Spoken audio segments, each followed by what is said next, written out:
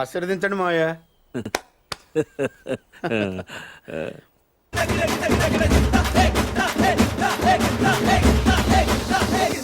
అంటే red book తీస్తాడట ఈ లోకేష్ గాడు. ఒరేయ్, నా బుక్ నేను తీసానంటే నువ్వే ఉండవు, మీ బాబు ఉండడు. నాలో ఉన్న రౌడీ నిద్ర లేకపోద్దురా ప్లీజ్. చిన్నపిల్లలరా మీరు. నా పవర్లు నేను వాడానంటే మీ బాబుని కనుక్కో.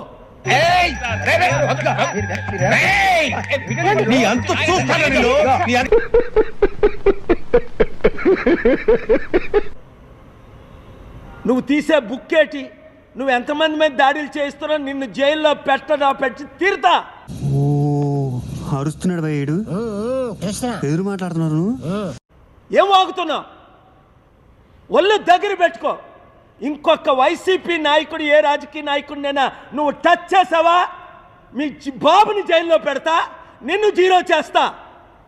ఫైనల్ గా మీరు పిచ్చోళ్ళకి బిహేవ్ చేయొద్దు.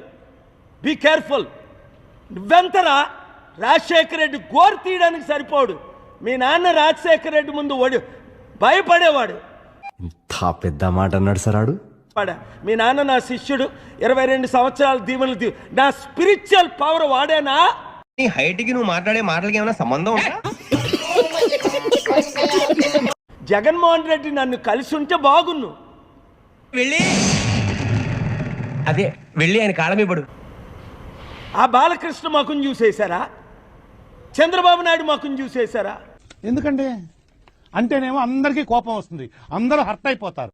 ఈ పవన్ కళ్యాణ్ని, ఈ చిరంజీవిని, వీళ్ళందరినీ మర్చిపోదాం.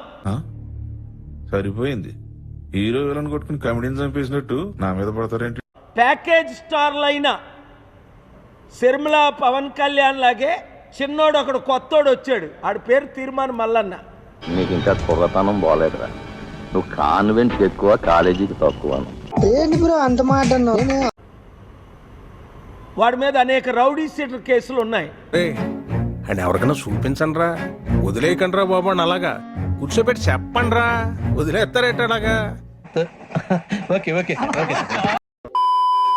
నేను బీసీని అని ఆర్ కృష్ణయ్యతో బీసీలందరినీ 80 కోట్లు ఖర్చు పెట్టి నిన్న మీటింగ్ పెట్టి మన బడుగు బలహీన వర్గాల్ని మోసం చేస్తున్నాడు.